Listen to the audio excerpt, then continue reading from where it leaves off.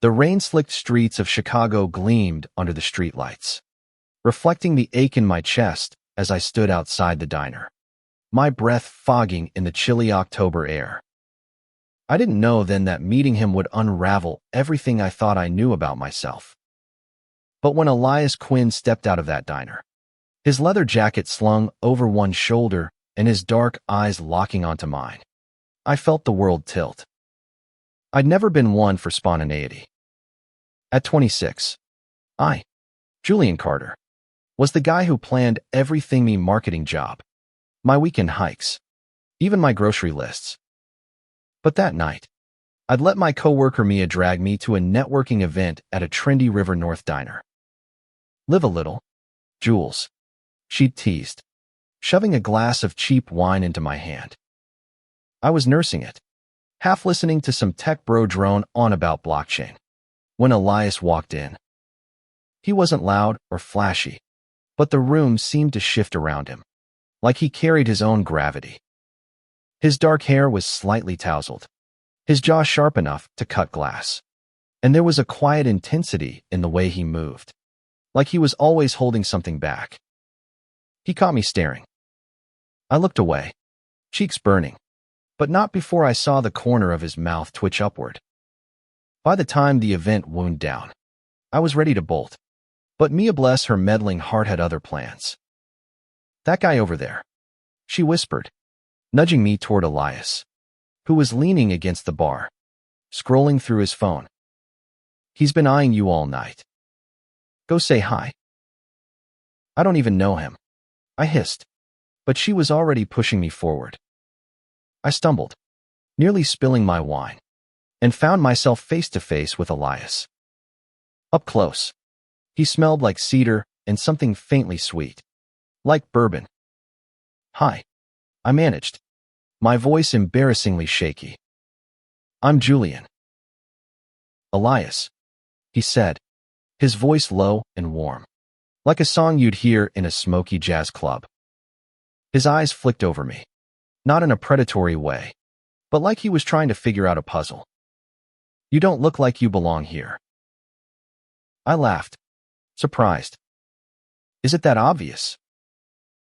"Kind of." He grinned, and it was the kind of smile that made you want to keep talking, just to see it again. "You've got this quiet thing going on. Like you're here, but you're not here." He wasn't wrong. I'd always felt like I was on the outside looking in, especially in places like this, where everyone seemed to know exactly who they were.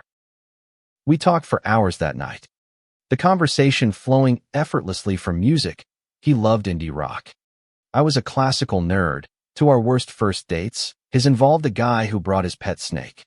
Mine was a disaster involving a spilled latte and a fire alarm. By the time the diner started closing up, I realized I didn't want the night to end. "Let me take you home," Elias said as we stepped outside, the rain now a light drizzle. My heart stuttered. I lived in Logan Square, a good 20-minute drive, and I'd planned to take the L train. But something about the way he looked at me, earnest, unguarded, made me nod. "Okay," I said, my voice barely above a whisper. The drive was quiet, the hum of the radio filling the spaces between us. Elias drove a beat-up old Jeep, the kind that smelled like leather and memories. I stole glances at him, his profile sharp against the city lights streaming past. He caught me once, and instead of teasing, he just smelled a soft, private thing that made my chest tighten. When we pulled up to my apartment, a modest brick building tucked between a bodega and a laundromat, I expected him to say goodnight and drive off. But he turned off the engine and looked at me, his eyes searching. "Julian," he said, and the way he said my name felt like a confession. "Can I walk you to your door?" I nodded, my throat too tight to speak. We climbed the steps to my second-floor apartment, the air between us thick with something unspoken. At my door, I fumbled with my keys, hyper-aware of his presence behind me. I turned to thank him, but before I could, he stepped closer, his hand brushing mine. The touch was electric, sending a jolt through me that I didn't expect. And then, without a word, he leaned in. His lips were warm, tentative at first, like he was giving me a chance to pull away. But I didn't. I kissed him back, my hands finding his jacket, pulling him closer. The world narrowed to the heat of his breath, the press of his body against mine, the way his fingers tangled in my hair. It wasn't just a kiss, it was a question, a promise, a moment that burned itself into my memory. When we finally pulled apart, both of us breathless, Elias rested his forehead against mine.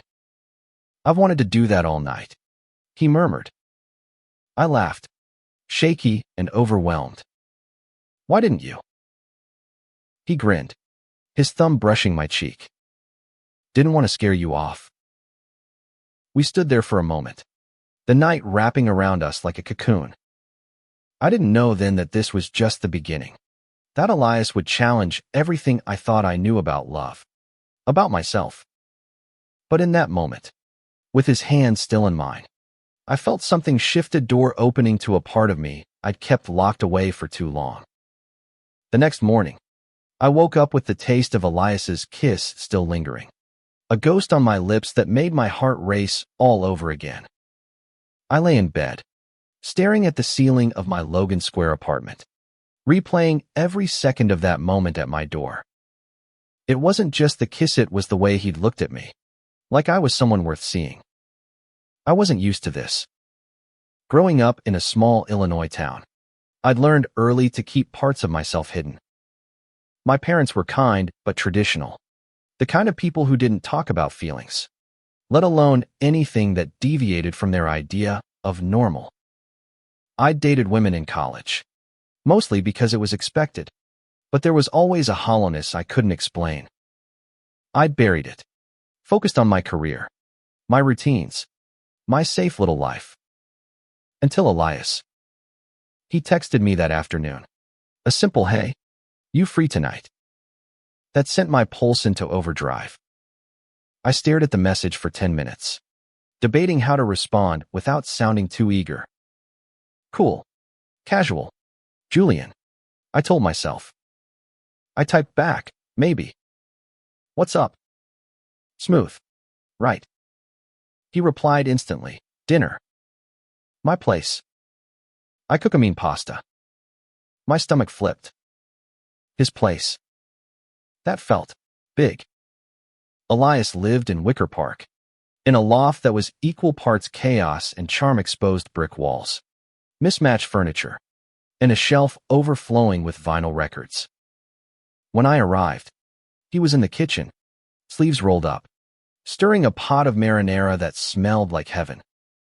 "You're early," he said, glancing up with that half-smile that made my knees weak. "Couldn't help it," I admitted, setting a bottle of wine on the counter. Traffic was light. He laughed, a sound that warmed the room. "Liar. You just wanted to see me." I blushed. Caught. Maybe.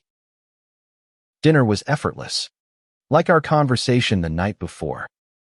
He told me about growing up in Seattle, how he'd moved to Chicago to chase a job in graphic design, how he'd always felt a little out of place no matter where he was.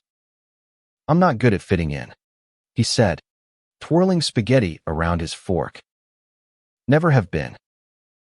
"Me neither," I said, surprised at how easy it was to admit. "I've always felt like I'm waiting for something. I just don't know what." His eyes softened. "Maybe you're waiting for someone." My heart stuttered, but before I could respond, he stood to clear the plates, brushing my shoulder as he passed. The touch was deliberate, and it sent a shiver through me. After dinner, we moved to the couch, a record spinning softly in the background, some indie band I didn't know but instantly loved. We talked until the candles burned low, and then, like it was the most natural thing in the world, he kissed me again. This time, it was slower, deeper, like he was memorizing me. My hands found his chest, his heartbeat steady under my palms. When we pulled back, his eyes were dark with something that made my breath catch. Stay? He whispered. I wanted to. God, I wanted to. But a part of meth part that was still scared, still unsure held back. I should go, I said, my voice barely audible. Early meeting tomorrow. He nodded, but I saw the flicker of disappointment in his eyes. Okay. But I'm walking you to your car. The walk to my car was quiet, the night air cool against my flushed skin. At my driver's side door, he stopped me, his hand on my arm.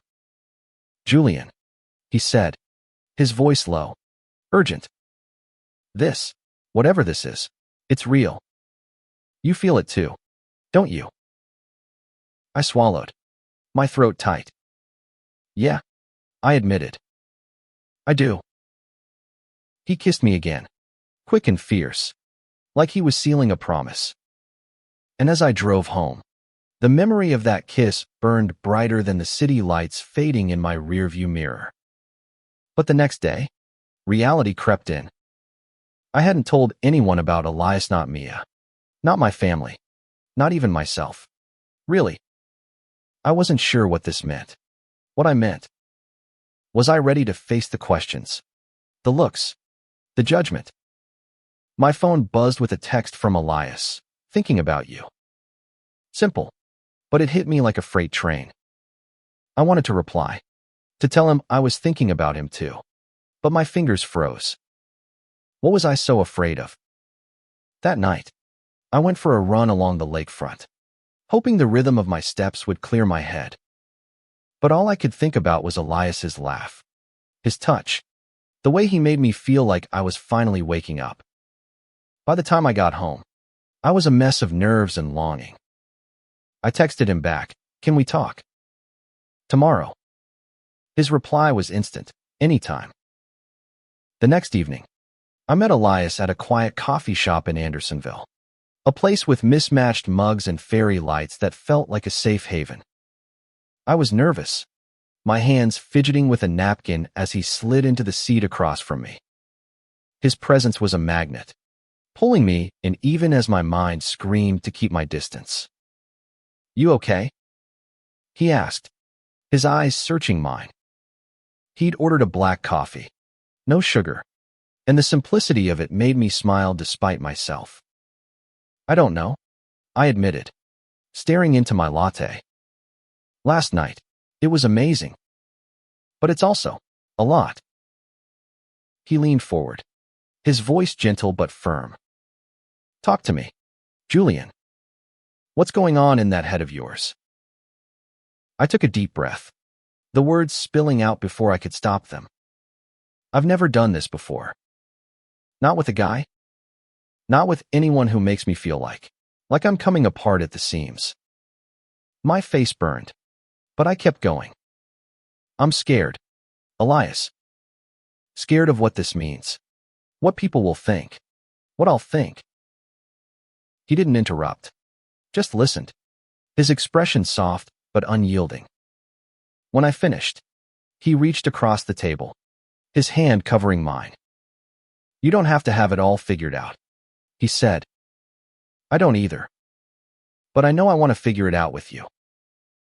His words hit me hard, cracking open something I'd kept locked away for years. I'd spent so long trying to be the person everyone else expected, son, friend, co-worker, that I'd never asked myself what I wanted. Elias was offering me a chance to find out, and it terrified me as much as it thrilled me. Over the next few weeks, we fell into a rhythm. Dinners at hole-in-the-wall restaurants, late-night walks along the Chicago River, stolen kisses in the shadow of skyscrapers.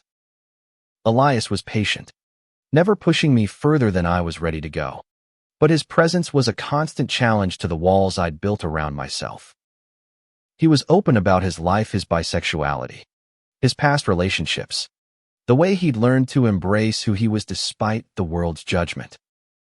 It's not always easy, he told me one night as we sat on his couch, a movie playing forgotten in the background. But it's worth it to live honestly. I wanted that honesty, but I was still grappling with my own truth. I hadn't told Mia or my family about Elias, and the secrecy was starting to weigh on me. One night, after a particularly perfect evening at a jazz club in Hyde Park, I almost told Mia. We were grabbing drinks after work, and she was grilling me about why I'd been so damn happy lately. I opened my mouth to tell her about Elias, but the word stuck. What if she didn't get it? What if she looked at me differently? Instead, I changed the subject, but the guilt gnawed at me. Elias deserved better than being my secret. He was vibrant, unapologetic, and every moment with him made me feel more alive than I'd ever been. But the fear of what it meant to be with him, to be seen with him, kept me silent. That fear came to a head one Saturday when Elias invited me to a friend's art gallery opening in Pilsen. It was a public event, packed with his friends, and I froze at the thought of being introduced as, what?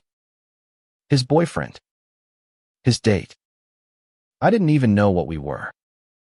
I don't know if I'm ready, I told him, my voice tight. He looked at me, hurt flickering in his eyes, but he nodded. Okay. I won't push you. But Julian, I'm not going to hide who I am. His words stung, not because they were cruel, but because they were true. I went home that night, alone, and stared at my reflection in the bathroom mirror. Who was I hiding for? My parents. My coworkers. Myself. The memory of Elias's kiss at my door burned in my mind, a reminder of what I could lose if I kept running from this. The following week was a blur of self-doubt and sleepless nights. I couldn't shake the image of Elias's face when I told him I wasn't ready for the gallery opening. He hadn't been angry, but the quiet disappointment in his eyes cut deeper than any argument could have. I wanted to call him, to apologize, to tell him I was ready to be brave. But every time I picked up my phone, I froze. Work became my distraction. I threw myself into a new marketing campaign, staying late at the office, hoping the spreadsheets and deadlines would drown out the ache in my chest. But Elias was everywhere in the songs on my playlist. The coffee shop where we'd talked for hours. The way the city lights reminded me of that first drive home. I missed him, and it hurt in a way I hadn't expected. Mia noticed. You're moping, she said one afternoon, tossing a stress ball at me across our shared desk. Spill. What's going on? I hesitated, my heart pounding. This was a moment to stop hiding. I've been seeing someone, I said, my voice barely steady. His name's Elias. Her eyebrows shot up, but her smile was warm. A guy. Jules. That's awesome. Tell me everything. I told her about the diner, the kiss at my door, the way Elias made me feel like I was finally waking up. She listened, her eyes bright with excitement. And when I finished, she hugged me. I'm so happy for you, she said. But why do you look like you're about to bolt? Because I'm scared, I admitted. I haven't told anyone else. Not my family, not my friends. What if they don't get it? She squeezed my hand. They might not. But you don't have to do this alone. And from what you've said, this Elias guy sounds worth it. He was. That night, I texted Elias, can we meet? I owe you an apology. He replied with an address, a rooftop bar in the Loop, and told me to be there at 8. The bar was crowded, the city skyline glittering below us like a sea of stars. Elias was waiting at a corner table, his leather jacket draped over the chair, his expression guarded but hopeful. Hey, he said, standing as I approached. I'm sorry, I blurted out before I could lose my nerve. For the gallery. For pulling back. I was scared, but that's not fair to you. He studied me, his eyes softening. I get it, Julian. This is new for you. but I need to know you're in this, even if it's messy. I am, I said, and I meant it. I want this. I want you. His smile was like the sun breaking through clouds. He reached for my hand, and I let him, not caring who saw. We spent the night talking, laughing, stealing kisses when the crowd wasn't looking. It felt like a weight had lifted, like I could finally breathe. But the real test came a week later when my parents called, inviting me to dinner at their house in Evanston. They'd been asking about my life, hinting at meeting someone special, and I knew I couldn't keep Elias a secret any longer. Can I bring someone? I asked, my voice trembling. Of course, my mom said, oblivious to the storm in my chest. Who is she? I took a deep breath. His name's Elias.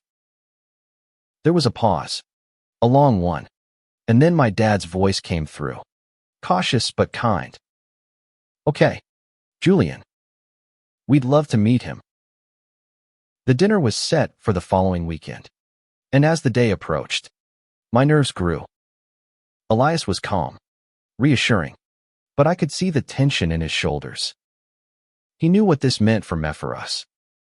And as we drove to Evanston, his hand resting on mine, I realized I was ready to face whatever came next, as long as he was by my side. The drive to my parents' house felt like a journey to another planet. Elias was quiet, his fingers tapping a rhythm on the steering wheel, but his presence was steady, grounding. I kept glancing at him, wondering how I'd gotten here on the verge of introducing a man I was falling for to my parents, who still thought of me as their predictable, straight-laced son. Their house in Evanston was a time capsule of my childhood. Red brick, white shutters, a front yard with a maple tree I used to climb. As we pulled into the driveway, Elias squeezed my hand. You've got this, he said, his voice soft but firm. And I've got you. Inside, the smell of my mom's lasagna filled the air, mingling with the faint scent of lavender from her candles. My parents were warm, welcoming, but I could sense their curiosity, their questions hanging unspoken. My mom hugged Elias, her smile genuine but cautious. My dad shook his hand, his grip lingering a moment too long, like he was sizing him up. Dinner was awkward at first.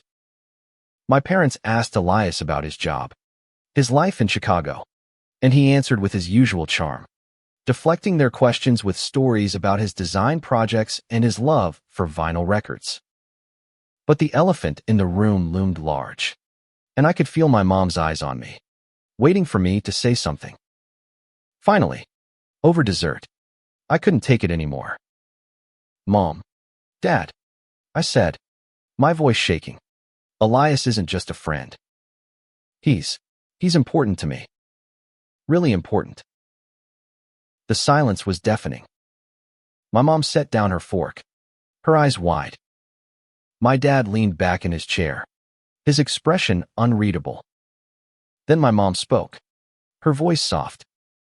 Julian, we just want you to be happy. But it's a lot to take in. Elias reached for my hand under the table, his touch a lifeline. I know it's unexpected, I said. It was for me too. But being with Elias, it's the first time I felt like I'm really me. My dad cleared his throat, his voice gruff. You're our son, Julian. That doesn't change. But give us some time, okay? It wasn't perfect, but it was honest. And as we left that night, Elias's hand in mine, I felt a weight lift. They hadn't rejected me. They hadn't rejected us. It was a start. The weeks that followed were a whirlwind. Elias and I grew closer, our lives intertwining in ways I hadn't expected. He introduced me to his friends, a colorful group of artists and musicians who welcomed me like I'd always been part of their world. I started opening up to my own friends, too, telling them about Elias one by one. Most were supportive, Some were surprised, but none walked away. It felt like I was finally stepping into my own skin. But there were still moments of doubt. Late one night, as we lay in Elias's bed, the city humming outside, I confessed my biggest fear. What if I'm not enough for you? I whispered. What if I can't be out the way you are? He turned to me, his eyes fierce in the dim light. You're enough, Julian. You're more than enough. And we'll figure this out together. Okay. His words stayed with me, a promise I clung to when the world felt too big, too judgmental.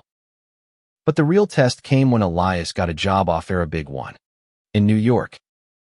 It was his dream, a chance to work with a top design firm, but it meant leaving Chicago. Leaving me. We'll make it work, he said when he told me, his voice steady but his eyes uncertain. Long distance isn't the end. But I wasn't so sure. The thought of losing him, of going back to the hollow version of myself, was unbearable. I had to decide, stay safe in my comfort zone, or take a leap into the unknown. The weeks after Elias's job offer were a tangle of hope and fear. We spent every spare moment together, as if time could stretch if we held on tight enough. We wandered through Millennium Park, our hands brushing as we watched the beam reflect the city's skyline. We cooked late-night meals in his loft, laughing over burnt garlic bread. And we talked about his dreams, my fears, and the future neither of us could quite picture. I don't want to lose you, I told him one night, sitting on his balcony overlooking Wicker Park. The air was crisp, the city alive below us. But I don't want to hold you back either. He turned to me, his expression fierce. You're not holding me back, Julian. You're part of this. Part of me. His words were a lifeline, but they didn't erase the reality. New York was a world away, and long-distance relationships were harder still when I was still figuring out who I was. I'd come so far, but the idea of navigating this without Elias by my side felt like losing a piece of myself. I started researching jobs in New York, just to see what was out there. My marketing skills were transferable, but the thought of leaving Chicago home, my family, my safety net was daunting. I talked to Mia about it over coffee, her eyes lighting up at the idea. Jules, this could be your chance, she said. Not just for Elias, but for you. To start fresh, to be who you are without all the baggage. She was right, but the decision wasn't easy. I spent sleepless nights weighing the risks, imagining a life in New York with Elias, imagining a life without him. The memory of that first kiss at my door kept coming back, a reminder of what it felt like to be truly alive. One evening, Elias invited me to a small concert at a dive bar in Uptown, one of his favorite spots. The band was loud, the crowd electric, and Elias was in his element, singing along to songs I didn't know. I watched him, his eyes bright, his smile wide, and realized I couldn't let him go. Not without trying. After the concert, we walked to his Jeep, the night air buzzing with possibility. I've been thinking, I said, my heart pounding. About New York. About us. He stopped, turning to face me. Yeah. I want to come with you, I said, the words rushing out. I don't know how it'll work, but I want to try. I want to be with you. His face lit up, and he pulled me into a hug, his arms strong and warm. You mean it? He whispered. I mean it, I said, and for the first time, I felt certain. The next few weeks were a whirlwind of planning. I applied for jobs in New York, found a few promising leads, and started looking at apartments we could afford together. My parents were hesitant but supportive, promising to visit once we were settled. Mia threw me a going-away party, complete with too much wine and a playlist of all the songs Elias and I loved. But there was one moment, before we left, that I'll never forget. It was our last night in Chicago, and Elias took me to the diner where we'd met. We sat in the same booth, ordered the same cheap wine, and laughed about how nervous we'd been that first night. "I knew you were trouble," he teased, his hand finding mine across the table. "Good trouble, I hope," I said, grinning. "The best kind," he said, and then he leaned across the table and kissed me, right there in front of everyone. For once, I didn't care who saw. New York was louder, faster, brighter than Chicago, a city that demanded you keep up or get left behind. Our first few months were chaotic: new jobs, a tiny apartment in Brooklyn, and the constant hum of a city that never slept. But with Elias by my side, it felt like home. I landed a marketing job at a startup, and Elias thrived at his design firm, his creativity lighting up every project he touched. We spent weekends exploring the city, coffee shops in the Village, museums in Manhattan, quiet walks along the Hudson. Every moment with him felt like a gift, a reminder of how far I'd come. But it wasn't all easy. There were days when doubt crept in, when I wondered if I'd made the right choice leaving everything behind. There were moments when the world's judgment felt too heavy: strangers' stares, whispered comments, the occasional family tension when my parents called. But Elias was my anchor, his love a steady force that kept me grounded. One evening, as we sat on our tiny balcony overlooking the Brooklyn skyline, Elias took my hand, his thumb tracing circles on my skin. "You okay?" he asked, his voice soft. "More than okay," I said, leaning into him. "I'm happy." He smiled, that same heart-stopping smile from the night we met. "Good. Because I'm not letting you go." That night, as we stood at our apartment door, fumbling with the keys like we had that first night in Chicago, he kissed me. It was slow, deliberate, a mirror of that first kiss that had changed everything. But this time, it wasn't just a question or a promise, it was a vow. A vow to face the world together, to build a life that was ours, no matter what anyone else thought. The memory of that first night at my door in Chicago still burns in my mind, a spark that ignited everything that followed. But it's the moments since every kiss, every laugh, every quiet night in his arms that have built the life I never knew I could have. With Elias, I found more than love. I found myself. And as we stood there, wrapped in each other and the hum of the city, I knew that no matter where life took us, we'd face it together. That was enough.